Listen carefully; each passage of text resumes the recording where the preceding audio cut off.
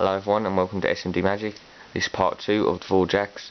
My friend suggested this would be a very good idea, so I thought I'd add it in the video. Basically, the 4 jacks have come out with the money, as you can see the 4 jacks here, but they've got split up in the woods. So the first jack has got split up in the woods, the second jack is still split up in the woods, third jack is here, and the fourth jack is split up. So they're all split up in the woods. Just put them in there. And 2 days went by, so 1, 2. No matter how many days goes by, no matter what happens to these jacks, they'll still always be together with the money. So there's the performance for the 4 jacks part 2. The tutorial will be up in a couple of days. That's it for S&D Magic. Thanks for watching and stay tuned for more. Goodbye.